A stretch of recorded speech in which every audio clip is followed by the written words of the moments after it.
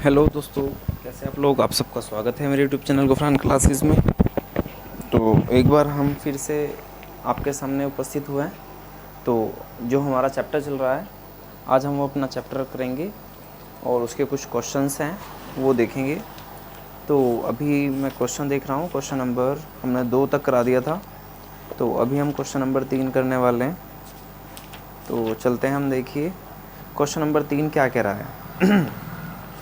Question number 3 में बोल रहा है कि एक ठेकेदार बच्चों को खेलने के लिए, अच्छा ये क्वेश्चन मैं आपको वीडियो में मेंशन कर दूंगा, तो आप वहाँ से इसको पढ़ लेना। तो अभी मैं यहाँ पे आपको इसका केवल सॉल्यूशन कराऊंगा। वो कह रहा है कि एक ठेकेदार बच्चों को खेलने के लिए एक पार्क में 2 फिसलन पट्टी लगवाना चाहती है। 5 वर्ष से कम उम्र के बच्चों के लिए वह एक ऐसी फिसलन पट्टी लगाना चाहती है जिसका शिखर 1.5 मीटर की ऊंचाई पर हो और भूमि के साथ 30 डिग्री का कोण पर झुका हुआ हो, जबकि इससे अधिक उम्र के बच्चों के लिए वह 3 मीटर की ऊंचाई पर एक अधिक ढाल की फिसलन पट्टी लगवानी चाहती है जो भूमि के साथ 60 डिग्री का कोण बनाता है। प्रत्येक स्थिति में फिसलन पट्टी की लंबाई क्या होनी चाहिए। देखो क्वेश्चन ये है, क्वेश्चन नंबर 3।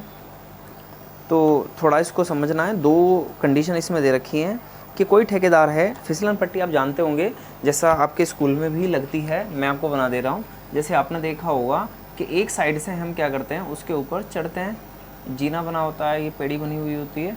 तो एक साइड से हम क्या करते हैं, चढ़ते हैं, और दूसरी साइड पर यहाँ जाकर वो रपटने वाली पट्टी लगी होती है। समझ रहे हैं बात को। तो मान लो एक साइड से हम चढ़ते हैं और दूसरी साइड से इसको रपट के आ जाते हैं। तो ये इस तरह की 2 फिसलन पट्टियाँ हैं जो वो लगवानी चाहती है। तो अगर मैं इसका डायग्राम देखूं तो कुछ इस प्रकार से डायग्राम बनेगा। तो एक फिसलन पट्टी की ऊंचाई कम है और दूसरी की क्या है, ज़्यादा है। तो यहाँ पर 2 तरह की हमारी जो है आकृतियाँ बनने वाली हैं। तो देखते हैं क्वेश्चन नंबर 3। क्वेश्चन नंबर 3, ये जो पार्ट 9 है उसका क्वेश्चन नंबर 3 है। तो इसका सॉल्यूशन हम यहाँ करेंगे। तो सॉल्यूशन के लिए मुझे 2 फिसलन पट्टी बनानी है। अब मैं फिसलन पट्टी को थोड़ा ऐसे दर्शा रहा हूँ ताकि आप लोगों को समझ में आ जाए। पहली फिसलन पट्टी की लंबाई, ऊंचाई, पहली फिसलन पट्टी की लंबाई मान लो, पहली फिसलन पट्टी की लंबाई। अब देखो इस लंबाई हमें निकालनी है, इसको नाम दे देते हैं हम ABC का, इसे हम दे देते हैं दूसरा नाम PQR का। तो फिसलन पट्टी की जो लंबाई है वो AC है।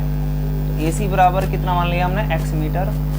दूसरी फिसलन पट्टी है, दूसरी फिसलन पट्टी की लंबाई, तो दूसरी फिसलन पट्टी है उसका नाम दिया है हमने PR, उसकी जो लंबाई हो गई वो है y मीटर। फिर हम लिखेंगे पहली फिसलन पट्टी की ऊंचाई।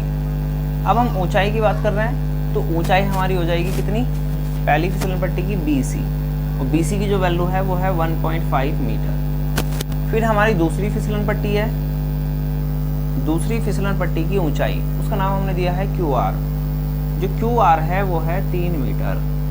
यहाँ तक जो हमें मिला हुआ है वो हमने लिख लिया है, जो हमें निकालना है वो भी हमने यहाँ से लिख लिया है। अब हमारे पास 2 त्रिभुज हैं, एक समकोण त्रिभुज हमें ये दिखाई दे रहा है ABC, और दूसरा समकोण त्रिभुज PQR दिखाई दे रहा है। तो हम बारी बारी से एक एक में हम काम करेंगे।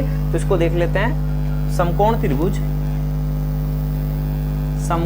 त्रिभुज ABC में, जब हम ABC में चल रहे हैं तो हमने एक लाल बटे काका पढ़ा है, ये हमने लाल बटे काका पढ़ा है। यहाँ से हमें क्या दिखाई दे रहा है, यहाँ से मुझे दिखाई दे रहा है कि मेरे पास लंब है और कण है। लंब और कण किस में होता है, ये साइन के लिए यूज होता है, ये साइन, ये कॉस, ये टैन, ये कॉट, ये साइन बटा होता है लंब बटे कर्ण। तो साइन थीटा, थीटा की वैल्यू कितनी आ गई है 30, और लंब अगर मैं देखूं तो यहाँ पे कितना है 1.5, और कर्ण कितना है x।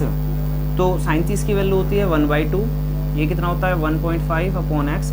इसकी मल्टीप्लाई इधर करेंगे, इसकी मल्टीप्लाई इधर करेंगे, तो x इज इक्वल टू हो जाएगा 1.5 × 2, और जब 2 से मल्टीप्लाई करेंगे ये तो आ जाएगा 3 मीटर। तो x की जो वैल्यू आ गई है वो 3 मीटर, यानी कि इस वाली जो फिसलन पट्टी है उसकी जो लंबाई आई है वो कितनी आ गई है 3 मीटर। क्लियर है यहाँ तक। सेम काम अब हम इस त्रिभुज के लिए करेंगे, तथा समकोण त्रिभुज हमारे सामने है PQR में। जब पी क्यू आर में चलेंगे, देखो इसमें भी लंब और कर्ण मिला हुआ है, तो सीधा सीधा साइन का फॉर्मूला लगा सकते हैं हम कि sine theta is equal to लंब बटे कर्ण। साइन और थीटा की वैल्यू हो गई 60 और लंब कितना हो गया 3, कर्ण कितना हो गया है y। साइन 60 की वैल्यू होती है √3/2 इज इक्वल टू, ये हो जाएगा 3 और ये हो जाएगा y। इसकी मल्टीप्लाई इधर करेंगे, इसकी मल्टीप्लाई इधर करेंगे, ये बन जाएगा √3 × y इज इक्वल टू 3 × 2। इस √3 को नीचे लेके चले जाओ तो y इज इक्वल टू हो जाएगा 3 × 2/√3। तो y इज इक्वल टू 3 को लिख सकते हैं √3 × √3 और इंटू 2 और अपॉन में √3। √3 से √3 कट कर लेते हैं यहाँ से, तो यहाँ कितना बन जाता है 2√3।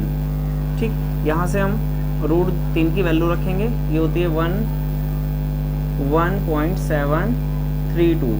जब हम 2 से मल्टीप्लाई करते हैं इसकी तो 2 दूनी हो गया 4, 3 दूनी 6, 7 दूनी 14, 1 2 एकम 2 और 1 3, और देखो यहाँ से 3 के बाद पॉइंट लग रहा है तो 3 के बाद पॉइंट लगा देते हैं, इतने मीटर। तो यहाँ से हम सीधा सीधा कह सकते हैं अतः दोनों फिसलन पट्टियों की लंबाई, जो दोनों फिसलन पट्टियों की लंबाई है वो एक की आ गई, हमने x मानी थी, दूसरे की y मानी थी, तो x कितना आ गया 3 मीटर तथा 3.464 मीटर है। एक ये क्वेश्चन आपका यहाँ कंप्लीट होता है। तो अगर आपको समझ में नहीं आया तो मुझे एक बार कमेंट में ज़रूर बताना, लिखकर कर लेना। एक बार ये मेन चीज़ डायग्राम होती है, अगर डायग्राम आपको आता है तो आप इसको बना सकते हैं। क्लियर? तो अगर वीडियो अच्छी लगे तो वीडियो को लाइक शेयर ज़रूर करें। Thank you.